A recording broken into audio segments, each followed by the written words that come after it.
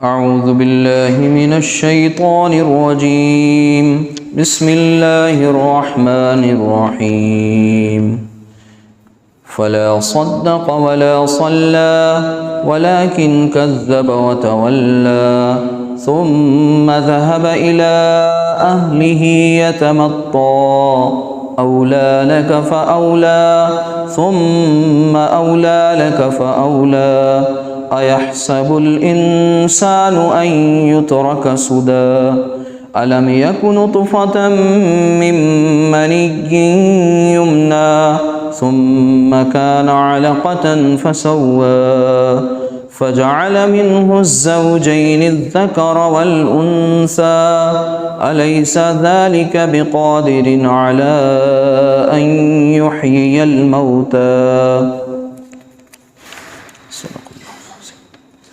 رب اشرح لي صدري ويسر لي أمري واحلل عقدة من لساني يفقهوا قولي رب يسر ولا تعسر وتمم بالخير ربنا لا تؤاخذنا إن نسينا أو أخطأنا آمین یا رب العالمین۔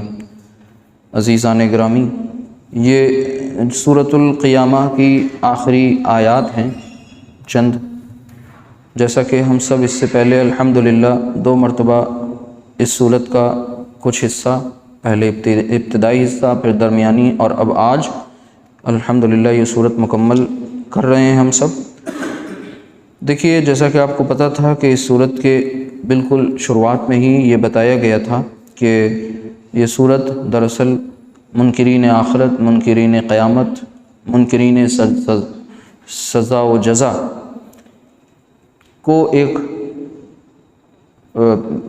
ان کے جو انکار کوئی ایک بہت سخت ڈانٹ ڈپٹ اس میں ہے۔ اس کے علاوہ وہ دلائل پیش کیے گئے ہیں، وہ شواہد پیش کیے گئے ہیں جن کے ذریعے انسان اگر تھوڑا بھی غور کر لے تو اسے یہ یقین ہو جائے گا۔ اب ظاہر سی بات ہے کہ ہم میں سے اکثر لوگ انکار نہیں کرتے، لیکن عملی طور پہ کہیں نہ کہیں ہم غفلت کا شکار ہوتے ہیں، اور اگر یہ غفلت زیادہ لمبی ہو، زیادہ دن تک چلتی رہے تو کہیں نہ کہیں یہ عملی انکار کی طرف لے کے چلی جاتی ہے اور ہمیں پتہ بھی نہیں چلتا۔ بہرحال اس سورت کی یہ جو آخری آیات ہیں ان کا ترجمہ ہم سب سن لیں جو ابھی پڑھی گئی ہیں، کہ آخری رکوع ہے بلکہ اس سورت کا، کہ فلا صدق ولا صلی، اس نے نہ تو تصدیق کی نہ نماز ادا کی، ولکن کذب وتولی، بلکہ جھٹلایا اور روگردانی کی، ثم ذهب الى اہلہ یتمطى، پھر اپنے گھر والوں کے پاس اتراتا ہوا گیا، اولا لک فاولا، افسوس ہے تجھ پر، حسرت ہے تجھ پر، ثم اولا لک فاولا، وائے ہے اور خرابی ہے تیرے لیے، ایحسب الانسان ان یترک سدی، کیا انسان یہ سمجھتا ہے کہ اسے بیکار چھوڑ دیا جائے گا؟ الم یک نطفۃ من منی یمنی، کیا وہ منی کا ایک قطرہ نہ تھا جو رحم میں ٹپکایا گیا تھا، ثم کان علقۃ فخلق فسوی، پھر وہ علقہ ہوا اور پھر فخلق فسوی، پھر اللہ نے اسے پیدا کیا اور درست بنا دیا، فجعل منہ الزوجین الذکر والانثی، پھر اس سے جوڑے یعنی نر و مادہ بنائے، الیس ذلک بقادر علی ان یحیی الموتى، کہ اللہ اس امر پر قادر نہیں کہ مردے کو زندہ کر دے۔ تو یہ دیکھیے، جیسا کہ کنکلیوڈنگ آیات ہیں، آخری آیات ہیں، اس سورت کی آخری رکوع ہے۔ اور اگر آپ کو کل کی بات یاد ہو تو کل ہم سب نے کیا پڑھا تھا؟ ایک تو بات کچھ اس طریقے سے چل رہی تھی، بلکہ جو بھی کل کچھ پڑھا تھا اس میں یہ پتہ چلا تھا کہ انسان کو جو کچھ اس نے آگے بھیجا اور پیچھے چھوڑا اس کی خبر دے دی جائے گی، اس کے بارے میں اسے بتا دیا جائے گا، اسے آگاہ کر دیا جائے گا۔ یہ بھی بتا دیا گیا کہ انسان خود اپنے آپ میں دلیل ہے اور اس کا ضمیر خود اس بات پر گواہ ہے۔ کس بات پر؟ یہی کہ اس نے کیا کچھ آگے بھیجا، کیا کچھ پیچھے چھوڑا، جو بھی اس کا اعمال نامہ ہے، جو کچھ اس نے اعمال کیے ہیں زندگی میں، جو کچھ پیچھے چھوڑ کے وہ گیا ہے، وہ سب کہیں نہ کہیں اس کے علم میں ہیں، اور وہ کچھ سمجھ رہا ہوتا ہے کہ وہ غلط کیا کر رہا ہے، صحیح کیا کر رہا ہے۔ وہ اس کے ذاتی مفادات ہوتے ہیں جس کی وجہ سے وہ کبھی حق کی طرف بہت کم لپکتا ہے اور باطل کی طرف جلدی لپکنے لگ جاتا ہے۔ پھر اسی طریقے سے وہ کتنے بھی بہانے پیش کرے۔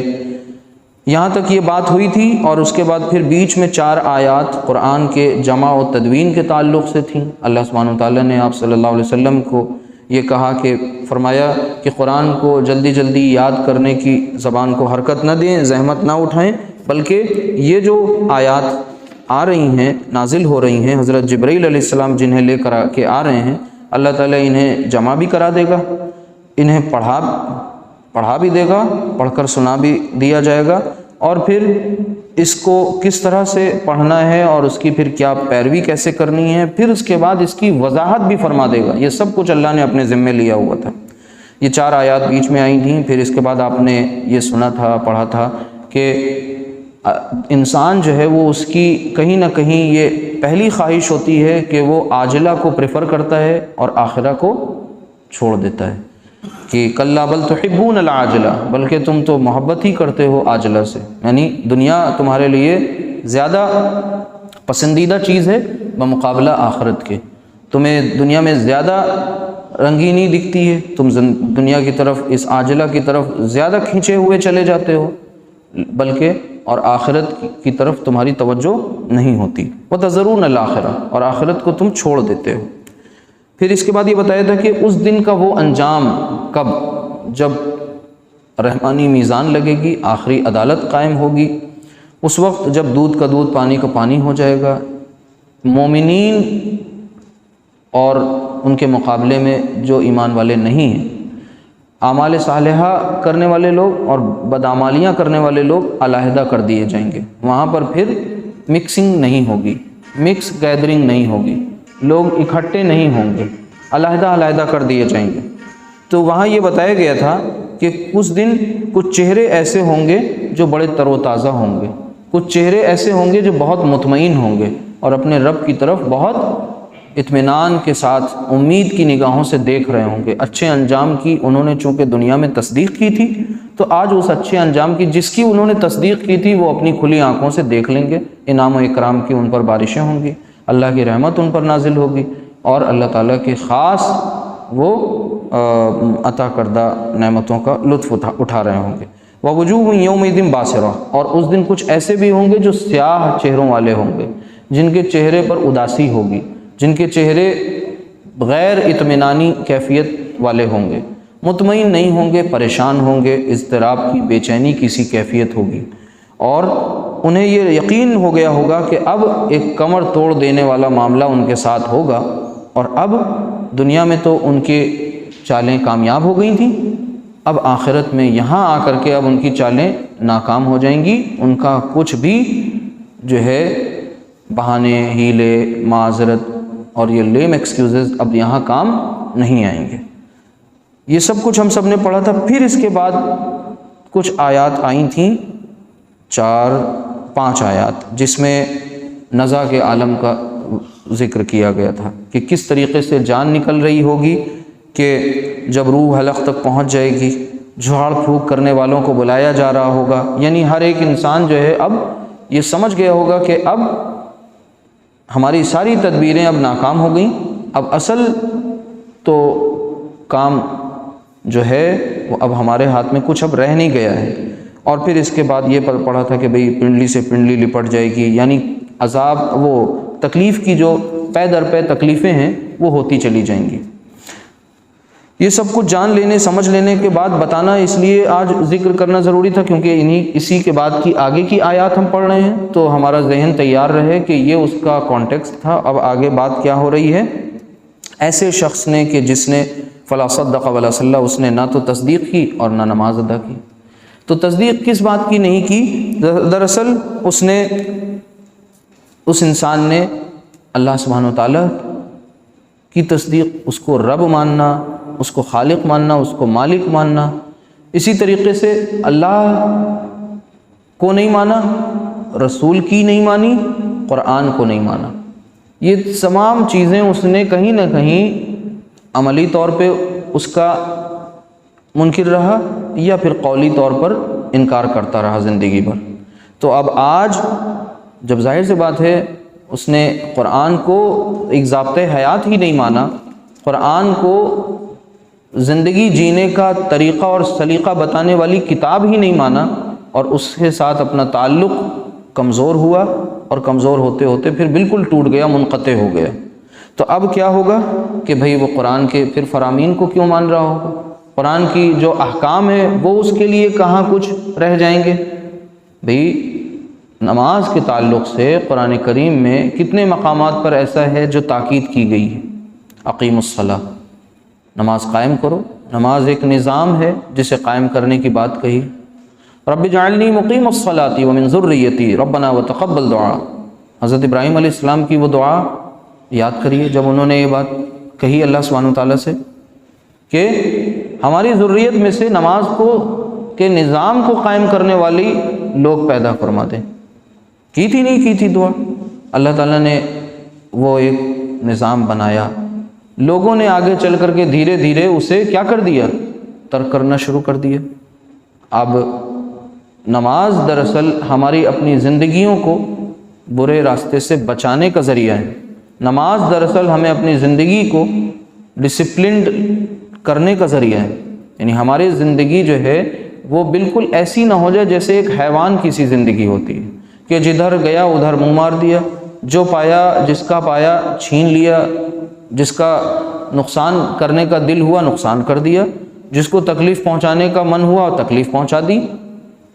بلکہ جب وہ اللہ کے گھر میں دن میں 5 مرتبہ حاضر ہو تو بار بار وہ اللہ سبحانہ وتعالیٰ کے حضور حاضر ہو کر کے وہی ایک عمل کیوں دہرا رہا ہے؟ سوچنے والی بات ہے۔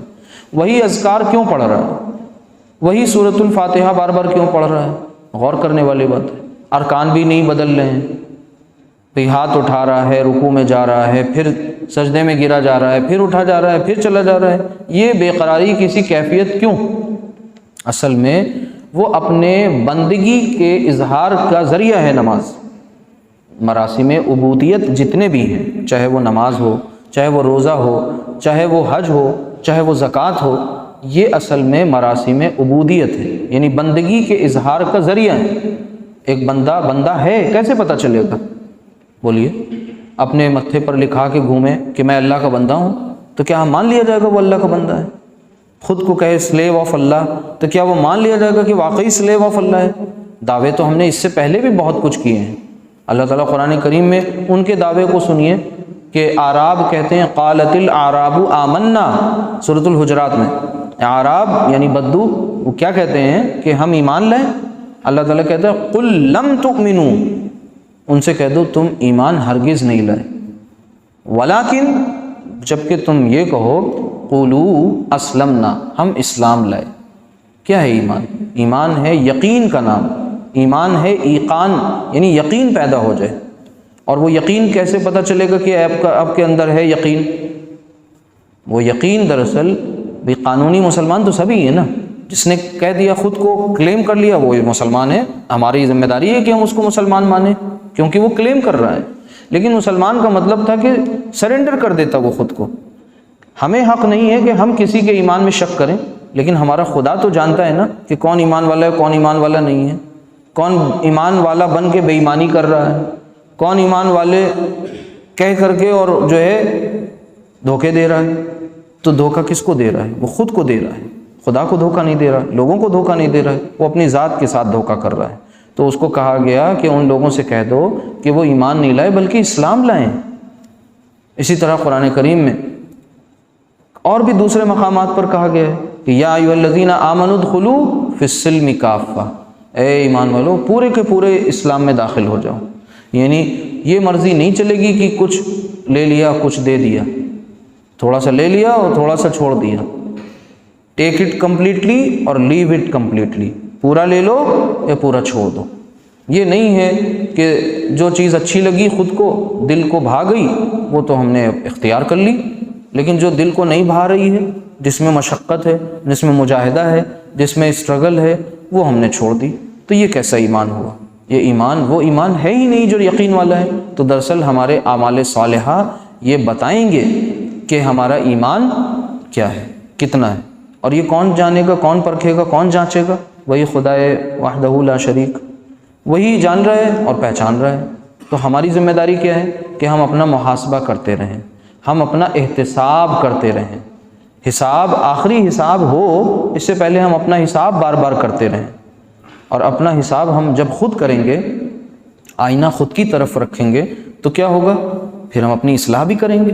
لیکن جب ہم اپنے آپ کو خود پاک صاف سمجھیں گے، ہر قسم کی برائیوں سے بھئی نمازیں پڑھنے لگے تو اب ہم اپنے آپ کو دیندار سمجھنے لگے، تو یہ تو ہماری خوش فہمی ہو گئی نا۔ ہمارے معاملات میں دین آیا نہیں آیا، نافذ ہوا نہیں ہوا، ہماری معاشرت میں دین نافذ ہوا نہیں ہوا، ہمارے گھر میں خاندان میں دین کے اصول نافذ ہوئے نہیں ہوئے، ہماری اپنی ذات پر دین کے اصول نافذ ہوئے نہیں ہوئے۔ قربانی کر دی، جانور کی جان لے لی، لیکن باقی نفس کی قربانی کب کریں گے؟ سوچنے والی بات ہے۔ نفس تو ویسے ہی منہ زور، اس کو تو ایسے ہی بڑھاتے چلے جا رہے ہیں، پروان چڑھتے جا رہے ہیں، اس کی ہر بات کو مان رہے ہیں، ہر چیز اس کی سن رہے ہیں، اور ہر سال قربانی بھی کر رہے ہیں۔ سوچنے والی بات ہے۔ تو وہ قربانی کس چیز کی کری تھی؟ کیا ضرورت تھی پھر اس دن؟ ویسے بھی تو بہت سی قربانیاں ہیں۔ اصل میں وہ قربانی اسی بات کی تھی کہ آج اللہ کی راہ میں جب جانور قربان کر رہے ہیں تو کل کے ہمارے 364 دن، ایک دن قربانی کی تو باقی کے 364 دن ہمیں وقت بھی قربان کرنا پڑ سکتا ہے، ہمیں اپنی محبوب ترین چیز بھی قربان کرنی پڑ سکتی ہے، ہمیں اپنے زندگی کے مصروف ترین ایام میں سے وقت بھی نکالنا پڑ سکتا ہے، ہمیں ہماری پسندیدہ چیز ہم سے مانگی بھی جا سکتی ہے، اور ہر ایک مرحلے پہ ہم صابر و شاکر رہیں گے، ہر ایک مرحلے پر ہم کیا رہیں گے؟ اللہ کی رضا پر راضی رہیں گے، اللہ کی مرضی پر راضی رہیں گے۔ اصل میں تو یہ مطلب تھا۔ اسی طرح نماز، تو یہ نمازیں جو ہم نے ادا کی، ابھی عشاء کی نماز پڑھی، تو یہ جو نماز ادا کری دراصل یہ مغرب میں بھی تو پڑھی تھی، تب بھی کہا تھا اللہ اکبر، اللہ سب سے بڑا ہے، پھر آئے عشاء میں بھی یہی کہا اللہ اکبر، تو کیا مطلب اب کچھ نیا ہو گیا؟ اصل میں یہ اس بھولے ہوئے سبق کی تجدید ہے، یہ تجدید ایمان ہے، ایمان کو تازہ کرنا، خود کو یہ باور کرانا، یاد دلانا کہ تم کسی کے غلام ہو۔ آقا نہ سمجھ بیٹھنا، کیوں؟ کیونکہ وہ آقا ظاہر نہیں ہے، وہ آقا دکھ نہیں رہا ہے، وہ آقا روز کلاس نہیں لے رہا ہے، روز فون نہیں کر رہا ہے، اس کا کیمرہ تو ہے لیکن اس کا کیمرہ بھی نہیں دکھ رہا ہے، اس کی ریکارڈنگ تو ہے لیکن ریکارڈنگ بھی ہم نہیں دیکھ پا رہے ہیں۔ تو اب مغرب میں کہا چلو پھر عشاء میں آ جاؤ، پھر وہی بات کہو، سوتے سوتے آخری وقت تک بھی سو رہے ہیں، سونے جا رہے ہیں، تو اس کا مطلب نہ جانے صبح ہوگی ہماری یا نہیں ہوگی، لوگوں کی صبح ہوگی، میری ہوگی کہ نہیں ہوگی، تو کس کو معلوم؟ نہیں معلوم۔ تو پھر سے ایک بار اپنے ایمان کی تجدید کرتے ہوئے اللہ سے اس عہد و پیمان کو جو تم نے کیا ہے اپنی زندگی میں، جب یہ کہا کہ لا الہ الا اللہ محمد رسول اللہ، تو اس عہد و پیمان کو پھر سے ایک بار تازہ کر لو، اور جب ہاتھ کھڑے کرو تو سوچو کہ یہ ہم ہاتھ مجرم بن کے کھڑے کر رہے ہیں یا ہم بہت بڑے ترم خاں بن کے کھڑے کر رہے ہیں، کیونکہ یہ ہاتھ جو کھڑے کیے جاتے ہیں سرنڈر کرنے والے ہاتھ، تو یہ سرنڈر کرنے والے ہاتھ کس کے لیے کھڑے کیے جاتے ہیں؟ بولیے، یہ کس کے سامنے کھڑے کیے جاتے ہیں؟ جہاں پر ہم پھر اپنے آپ کو بے یار و مددگار پاتے ہیں۔ تو اپنے خالق سے کے سامنے سب سے زیادہ بے یار و مددگار ہیں، سب سے زیادہ عاجز ہیں، تو اس کے سامنے ہم اپنے ہاتھوں کو کھڑا کر کے گویا کہ یہ ثابت کر رہے ہیں کہ اب ہماری مرضی نہیں چلے گی، آپ کی مرضی چلے گی، اور ہم ساری چیزیں اپنے پیچھے چھوڑ آئے ہیں، اور میرے سامنے صرف اور صرف آپ کی ذات ہے اور باقی کوئی نہیں۔ اب بیچ میں کاروبار نہیں آئے گا، اب بیچ میں ہمارے خواہشات نہیں آئیں گی، اب بیچ میں ہماری اور کوئی دنیا کی جو چیزیں ہیں وہ نہیں آئیں گی، آپ ہیں اور ہم ہیں، بس یہ پریکٹس کرنی تھی، بار بار یہ سوچنا تھا، ورنہ کیا ہوگا؟ نمازیں پڑھتے رہے اور نمازوں سے کوئی تبدیلی ہماری زندگی میں نہیں آئی۔ تو نمازوں سے ہماری زندگیاں بدلنی چاہیے تھیں۔ ایک مثال بہت اہم ہے کہ ان الصلاۃ تنہی عن الفحشاء والمنکر والبغی، یعنی نماز جو ہے وہ یقیناً روک دیتی ہے بے حیائی اور برے کاموں سے۔ اگر ابھی ہم نہیں رک پا رہے ہیں تو اس کا مطلب معاذ اللہ نعوذ باللہ یا تو یہ فارمولہ غلط ہو نہیں سکتا، فارمولے کا نفاذ غلط ہے، فارمولے کو صحیح سے ہم نے لگایا نہیں، جو خوراک بتائی گئی ہے، جو ڈوز بتائی گئی ہے وہ ہم صحیح سے لے نہیں رہے ہیں۔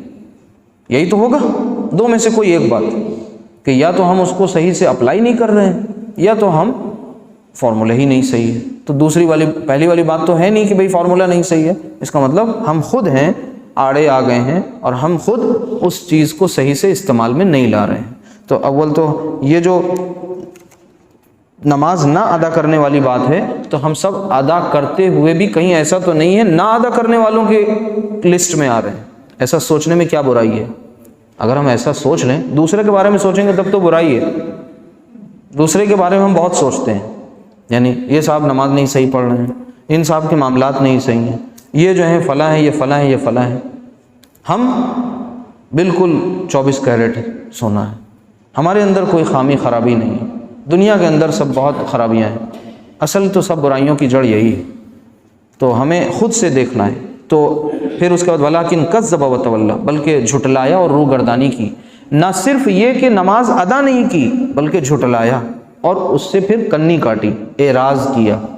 ٹھیک ہے، تو ہم سب اپنے آپ سے پوچھیں اور سوچتے چلیں کہ ہو سکتا ہے ایسے بھی لوگ ہیں جو قولی طور پر ان کا انکار کریں، لیکن ہم تو اقرار کرتے ہوئے کہیں منکر تو نہیں ہیں۔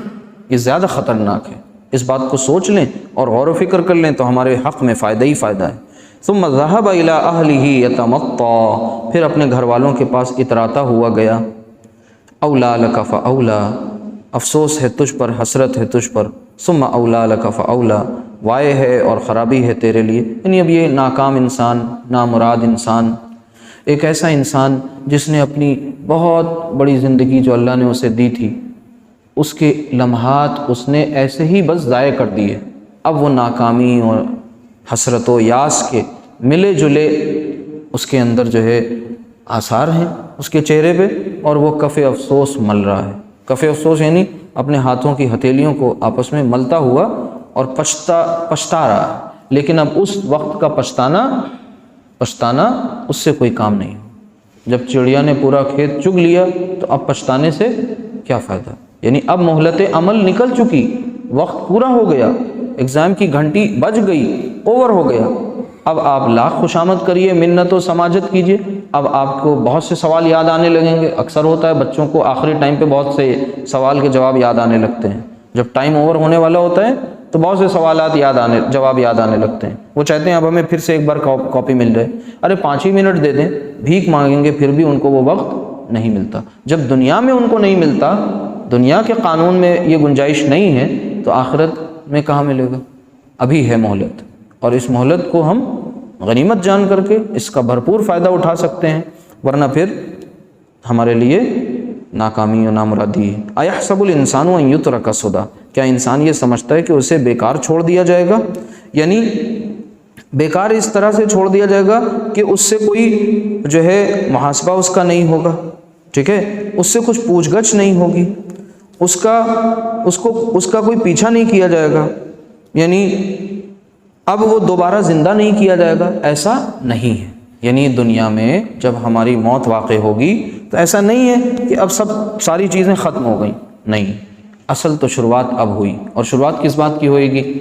بھئی ظاہر سی بات ہے، قبر کی منزل پہلی منزل، اس سے پہلے روح قبض کرنے والا عمل، پھر اس کے بعد قبر کی منزل میں قبر کے جو سوالات ہیں، پھر اس کے بعد آگے کی منزل۔ اب یہ پوری کی پوری جو لائف ہے یہ برزخی زندگی ہے، برزخ اور آخرت کے قائم ہونے تک یہ جو بیچ کا دورانیہ ہے اس کو کہتے ہیں برزخ۔ برزخ کا مطلب آڑ، ٹھیک ہے۔ اب اس میں جس کی پہلی منزل اچھی، اس کی دوسری اچھی، اس کی تیسری اچھی، آنے والی سب منزلیں آسان ہوتی چلی جا رہی ہیں، ٹھیک ہے۔ تو ایحسب الانسان ان یترک سدی، کہ انسان یہ سمجھتا ہے کہ اسے یوں ہی بیکار چھوڑ دیا جائے گا، ایسا نہیں ہو سکتا۔ آگے دیکھیے، الم یکن نطفۃ من منی یمنی ثم کان علقۃ فخلق فسوى فجعل منه الزوجین الذکر والانثى۔ اب اللہ تعالیٰ نے انسان کو اس کی اوقات یاد دلائی۔ انسان اتراتا ہوا اپنے گھر کی طرف گیا نا، اٹھلاتا ہوا اپنے بنگلے کی طرف گیا، اپنے مال و دولت کو دیکھ کے بہت خوش و خرم، اپنے وسائل اور اسباب پر بہت ناز، لیکن اللہ تعالیٰ نے اس کی اوقات اس کو یاد دلا دی، جو سورۃ الدہر میں کہی تھی۔ کیا کہی تھی وہاں؟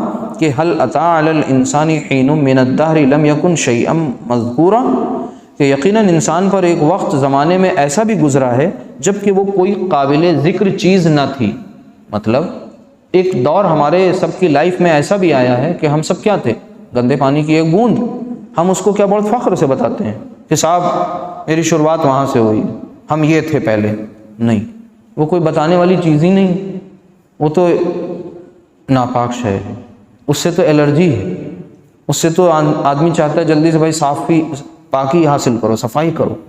تو اللہ تعالیٰ کہہ رہے دیکھو بہت بڑے تم بد مزاج ہو سکتے ہو، بہت بڑے اکھڑ ہو سکتے ہو، بہت بڑے جو ہے وہ متکبر ہو سکتے ہو دنیا میں، لیکن تمہاری اصل حیثیت یہی ہے، کیا؟ یہی گندے پانی کی بوند. تو وہی جو سورۃ الدہر اس کی اگلی صورت ہے اس میں بھی یہی بات کہی گئی، اور اس صورت میں بھی وہ یاد دلائی گئی بات کہ الم یکن نطفۃ من منی یمنی، کیا وہ منی کا ایک قطرہ نہ تھا جو رحم میں ٹپکایا گیا. ثم کان علقۃ فخلق فسوى، پھر وہ علقہ بنا. پھر یہاں پر بہت مختصر ہے، دوسری صورت میں دوسری جگہ پر بہت تفصیل سے انسان کی تخلیق کے جتنے مراحل ہیں، اسٹیجز ہیں، فیزز ہیں، ان کا ذکر ہوا. اور اس کو سائنس میں ایمبریولوجی کہتے ہیں، جو رحم مادر میں جو اس کے مختلف اسٹیجز ہیں، ان کا ذکر دوسری جگہ پر بہت تفصیل کے ساتھ ہوا. یہاں پر اختصار کے ساتھ اشارہ کیا گیا. پھر اس فسوا کا مطلب یہ ہے کہ پھر اسے ٹھیک ٹھاک بنایا گیا، اس کو اچھی صورت دی گئی. لقد خلقنا الانسان فی احسن تقویم، کہ یقیناً ہم نے انسان کو بہت بہترین ساخت پر پیدا کیا، اس کا شاکلہ بہت اچھا بنایا، اس کا پورا جو اسٹرکچر ہے وہ بہت بہترین نایاب بنایا. ٹھیک ہے. پھر اس کے بعد فجعل منہ الزوجین الذکر والانثی، پھر جب وہ ایک انسان تیار ہو گیا تو اس سے پھر ہم نے کیا کیے؟ جوڑے بنائے، مرد اور عورت. سورہ نساء کے ابتدا میں بھی یہ بات کہی گئی ہے. ٹھیک ہے. تو یہ اللہ تعالیٰ نے ہر چیز دنیا میں جوڑے جوڑے سے بنائی ہے. انسان کا بھی جوڑا بنایا ہے اور اس دنیا کا بھی جوڑا بنایا ہے. انسان کا جوڑا نر اور مادہ، اور دنیا کا جوڑا آخرت، عاجلہ کا جوڑا آخرہ. تو عاجلہ ادھوری ہے آخرہ کے بغیر. اللہ تعالیٰ کے انصاف پسند ہونے پر سوالیہ نشان ہے، خدا کے منصف مزاج ہونے پر سوالیہ نشان ہے اگر آخرت قائم نہ ہو، کیونکہ اس دنیا میں فیصلے مکمل نہیں ہوتے، اس دنیا میں حقیقی انصاف نہیں ملتا. تو عقل یہ کہتی ہے، منطق یہ کہتا ہے کہ کوئی نہ کوئی ایک ایسی جگہ ضرور ہو جہاں پر پورا کا پورا انصاف ہو، اور وہ جگہ وہی ہے، کیا؟ آخری عدالت. اور وہ آخری عدالت کی شروعات ہمارے اندرونی عدالت سے ہوتی ہے. ہمارے اندر ایک عدالت ہے، اس عدالت نے ہی یہ بات کہی غور کرنے کے بعد کہ ایک آخری عدالت بھی ہونی چاہیے، اور پھر اس آخری عدالت کی تصدیق اس کتاب نے کر دی جو الفرقان ہے، جو الہدیٰ ہے، جو البیان ہے. ٹھیک ہے. اس نے بھی تصدیق کر دی، عقل نے خود یہ بات کہی اور پھر اس نے بھی اس کی تصدیق کر دی. آگے الیس ذالک بقادر علی ان یحیی الموتى، کیا اللہ اس امر پر، اس بات پر قادر نہیں کہ مردے کو زندہ کر دے؟ یعنی وہ جو انسان کی جو تخلیق یہاں پر یاد دلائی گئی ہے، تخلیق مطلب اس کا پیدا کرنا، اور اس کی بالکل شروعات وہ گندگی والے پیریڈ سے، تو وہاں سے یاد دلایا کہ دیکھو تم جب کچھ نہیں تھے تب ہم نے تمہیں بنا دیا، تو اب تو تم اچھے بھلے ٹھیک ٹھاک انسان ہو، بس تم فوت ہو جاؤ گے، روح نکل جائے گی، اور پھر اس کے بعد تمہارا جسم گل سڑ جائے گا، ہم حکم دیں گے پھر سے یہ بن کے تیار ہو جائے گا، اور پھر سوال جواب ہوگا. تو یہ اصل میں بعث بعد الموت، یعنی مرنے کے بعد اٹھائے جانے پر یقین، ریسریکشن جس کو کہتے ہیں. ہم سب کو زندہ کیا جائے گا، زندہ کر کے کیا کیا جائے گا؟ حساب لیا جائے گا. تو ہم لوگوں کے لیے یہ یقین کرنا بہت آسان ہے کہ جس خالق نے کچھ نہیں سے بہت کچھ بنا دیا، تو اب بہت کچھ ہونے کے بعد کیا ہمیں کچھ نہیں بنا سکتا؟ بالکل بنا سکتا ہے. تو وہ حساب بھی لے گا. وہ حساب کس سے لے گا؟ ہم سے ہی لے گا، پھر سے ہمیں زندہ کرے گا. ہماری میموری بھی بعد میں ہماری یاد واپس آ جائے گی. دنیا میں جو چیزیں کی ہوں گی سب کچھ وہ کرنے پر قادر ہے. ان اللہ علی کل شیء قدیر. تو کہنے کا مطلب یہ ہے کہ جو باتیں ہم پڑھ رہے ہیں وہ صرف ایسے ہی آنکھ بند کر کے اندھے بہرے گونگے بند کر کے اس پہ گر نہیں رہے ہیں، بلکہ ہم سب اپنے سماعت سے، بصارت سے، فؤاد سے ان چیزوں کو سمجھنے کی بھی کوشش کر رہے ہیں، پھر اس کے بعد اس پر یقین کر رہے ہیں. کیوں؟ اللہ کی کتاب ہی کہتی ہے کہ ان السمع والبصر والفؤاد کل اولئک کان عنہ مسئولا، کہ بے شک تمہاری سماعت سننا، تمہاری بصارت تمہارا دیکھنا، تمہاری جو فؤاد یعنی جس سے تم عقل کا غور و فکر کا کام لیتے ہو، ان ساری چیزوں کو مسئول بنا دیا، ان ساری چیزوں سے سوال پوچھا جائے گا کہ بھئی تم نے ان کا کیا استعمال کیا، تم سے ان کے بارے میں سوال پوچھا جائے گا۔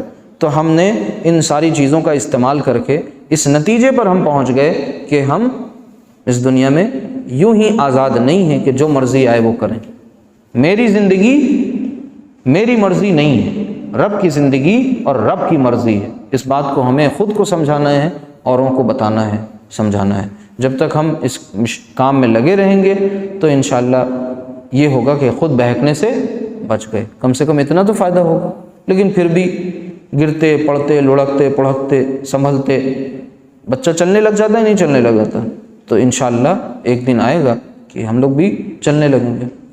اور لیکن یقین کامل، عمل پہم، یہ دونوں چیزیں بہت ضروری ہیں۔ یقین پورا مکمل یقین ہو، عمل مسلسل ہو، تسلسل کے ساتھ۔ صرف وعظ و نصیحت سن کر کے، درس کی محفل اٹینڈ کر کے اس کے بعد خاموش ہو جانا، اس کے بعد نشست برخاست ہو جائے، کام ختم، یہ نہیں، یہ غلط طریقہ ہے۔ صحیح طریقہ یہی ہے کہ ہم یہاں سے مجلس سے اٹھنے سے پہلے ہم اللہ کے حضور توبہ و استغفار کر لیں، عملی توبہ، زبانی توبہ نہیں، قولی توبہ نہیں۔ استغفر اللہ نماز کے بعد سلام پھیرتے ہی 3 مرتبہ پڑھتے ہیں۔ کبھی سوچا کہ ہم استغفر اللہ استغفر اللہ استغفر اللہ کیا کہہ رہے ہیں؟ میں معافی مانگتا ہوں اللہ سبحانہ وتعالیٰ سے، میں معافی مانگتا ہوں، میں معافی مانگتا ہوں۔ کس بات کی معافی مانگتی؟ کیا وہ جرم کیا؟ کیا اس وقت وہ جرم یاد آئے؟ سوچنے والی بات ہے۔ ان جرم کا اعتراف کریں کہ اللہ تعالیٰ ہم نے بہت غلطیاں کری ہیں، ہاں وہ ساری اپنی کرتوت یاد آ جائے، اور پھر اس کے بعد استغفر اللہ، اب وہ دل سے نکلا، اور پھر آگے نہ کرنے کا عزم اور ارادہ۔ ادروائز پھر یہی ہوگا کہ سب زبان کی نوک سے چیزیں ہو رہی ہوں گی، دل کی گہرائی سے کچھ نہیں ہو رہا ہو۔ کرنا کیا ہے؟ دل کی گہرائی سے کرنا ہے۔ تو جو اذکار ہیں، سنت اذکار بعد میں جو پڑھے جاتے ہیں، اس میں کیا ہے؟ اس کے ترجمے پہ غور کریں، یہی سب چیزیں ہیں۔ خود تشہد میں اللہم انی ظلمت نفسی، کس بات کا ظلم کیا بھائی؟ کون کون سے وہ ظلم ہے؟ یاد تو کریں صحیح، تب تو کہیں نا کہ ہم نے اپنی جان پر ظلم کیا۔ تو اپنی جان پہ کیا ظلم کیا؟ کہ جان سے جو کام لینا تھا وہ کام نہیں لیا، ٹھیک ہے؟ نفس امارہ کو بہت آگے بڑھا دیا اور لوامہ کی سنی ہی نہیں، تو کیا ہوا؟ وہ ظلم ہوا نہیں ہوا؟ تو اللہ تعالی ہم سب کو عمل کی توفیق عطا فرمائے۔ اقول قولی ھذا واستغفر اللہ لی ولکم، سبحانک اللہم وبحمدک، اشہد ان لا الہ الا انت، استغفرک واتوب الیک۔ السلام علیکم ورحمۃ اللہ وبرکاتہ۔